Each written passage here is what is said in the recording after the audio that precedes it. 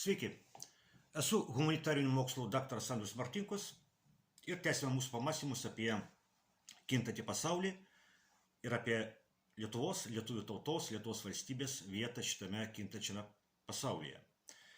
Dėkuoju Gintarui ir Monikai už rėmimą. Ir kągi, šiomis dienomis vyksta labai svarbus renginiai Kinijoje. Ir šitie renginiai parodo, kokia yra ta Lietuvos vieta dabartinėme kintančiame pasaulyje. Lietuvos vieta dabartinėme pasaulyje yra gana apgailėtina. Ir kalta dėl to, aišku, yra Lietuvos režimo vykdoma politika, kuri tarnauja ne nacionaliniams Lietuvos interesams, o vakarų globalistų interesams. O Kinijoje šiomis dienomis vyksta 2 pasaulinio masto renginiai.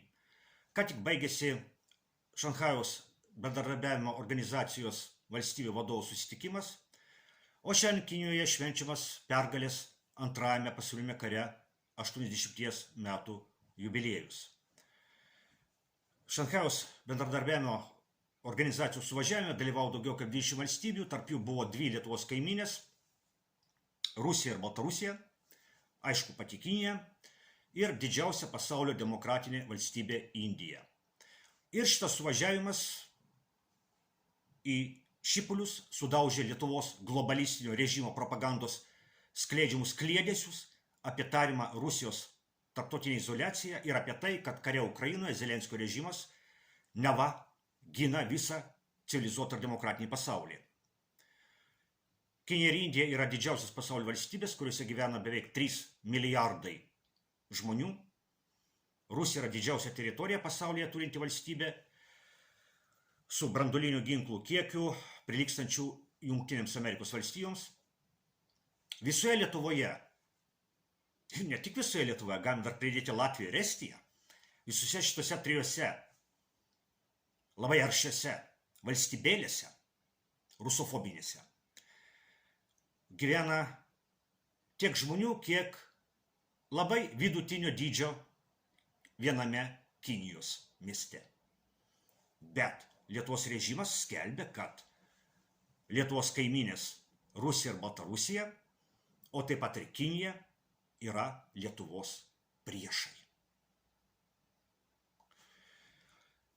Šanchajaus bendradarbiavimo organizacijos suvažiavimas parodė, kad ne Rusija yra izoliuota nuo likusio pasaulio, o atvirkščiai. Globalistų valdomas vakarų pasaulis yra nusistatęs ne tik prieš Rusiją, bet ir prieš visą likusį pasaulį. Taip pat ir Lietuvos globalistinio režimo politika yra nukreipta ne tik prieš Rusiją ir Baltarusiją, bet ir prieš didžiąją pasaulio dalį. Nes didžioji pasaulio dalis nepasiduoda vakarų globalistų spaudimui izoliuoti Rusiją ir Baltarusiją. Negana to, savo laidose nuolat pabrėžiu, kad Lietuvos režimo vykdoma politika yra nukreipta ir prieš pačią Lietuvą, prieš lietuvių tautos ateitį. Nes visiškai akivaizdu, kad vykdant tokią politiką, kokia buvo ir tebėra vykdoma pastaruosius 35 metus, lietuvių tauta Lietuvoje ateities neturi. Tai liudija banalus faktas,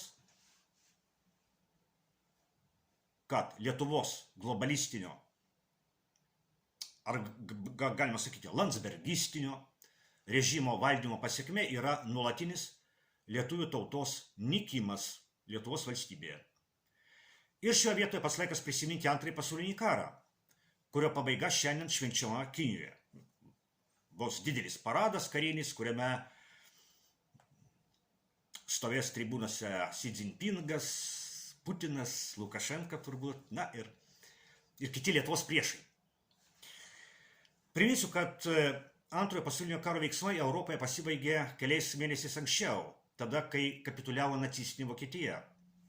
O Azijoje ir Ramiajame vandenyne Antrojo pasaulinio karo veiksmai pasibaigė tada, kai kapituliavo Vokietijos sąjungininkė Japonija.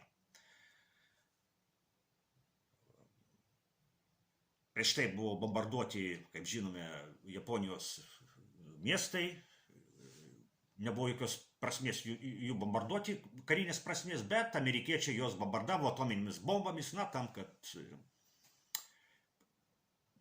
įbauginti, pirmiausia, įbauginti Staliną, kad Stalinas matytų, kad amerikiečiai jau turi bombą, kurios Stalinas neturi.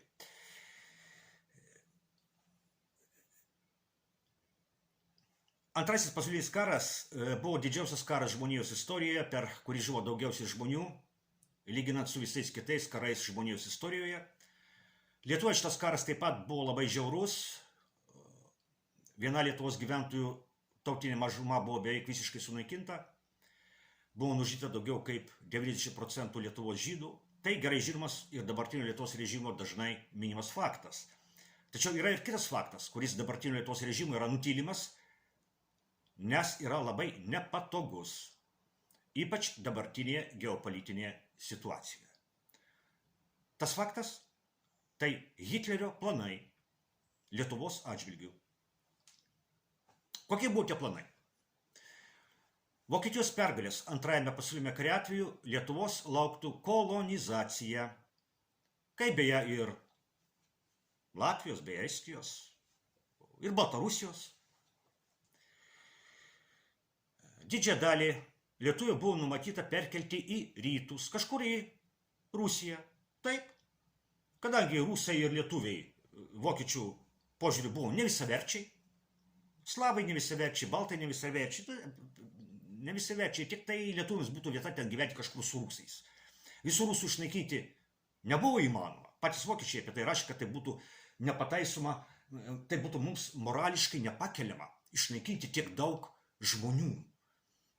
Žydus buvo galima išlaikyti rusų, bet rusų labai daug išlaikyti neįmanoma. Juos reikėtų pavergti, padaryti vergais, na ir ten lietuvis irgi nahren, ten kažkur, prie Uralo ištremti.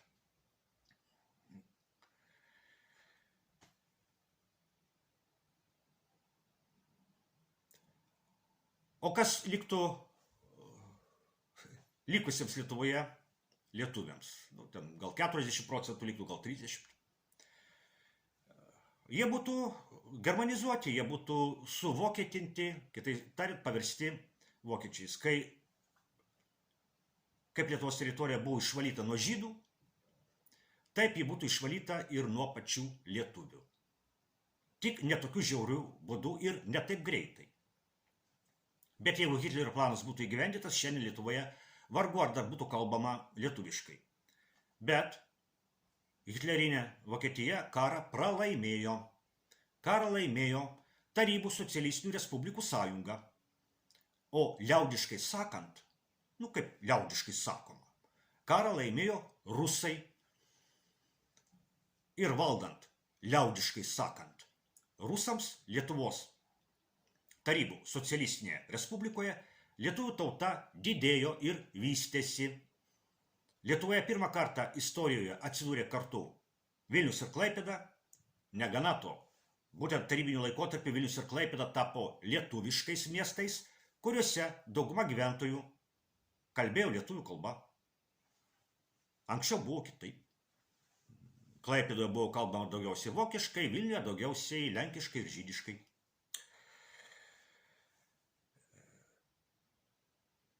Tarybinio laikotarpio lietuvių tauta gausėjo Lietuvoje. Tarybinio laikotarpio pabaigoje Lietuvoje gyveno 3 milijonai 700 tūkstančių žmonių. Šie faktai yra žiauriai nepatogus Lietuvos globalistiniam arba landsbergistiniam režimui. Juk kas gaunasi? Gaunasi taip, kad rusų pergalė prieš vokiečius lėmė lietuvių tautos augimą ir vystymąsi tarybiniu laikotarpiu. Jei būtų laimėję vokiečiai, lietuviškai Lietuvoje šiandien turbūt nebebūtų kalbama. O kas yra šiandien? O šiandien rusai yra priešai, o vokiečiai yra draugai. Vokiečių brigada yra labai laukiama Lietuvoje. O kas darosi su lietuvių tauta Lietuvoje? Taip, lietuvių tauta Lietuvoje nyksta, sparčiai nyksta. Lietuviai yra vienas sparčiausiai nykstančių tautų pasaulyje. Iš tų tautų, kurios turi savo kabutėse valstybės. Ar neįdomus sutapimai? O gal čia nesutapimai? Gal Landsberginiai padarys tai, ko nepadarė Hitleris? Nagi prisiminkime, visada reikia prisiminti Nijolės Oželytės šitos Landsbergių Lakštingalos žodžius. Kai jinai pasakė, kad po 100 metų Lietuva išnyks ir tai bus gerai. Bet to paties norėjo Hitleris. Čia sutapimai ar ne? Pamąstykime apie tai. Šiandien tiek ir iki kitų kartų.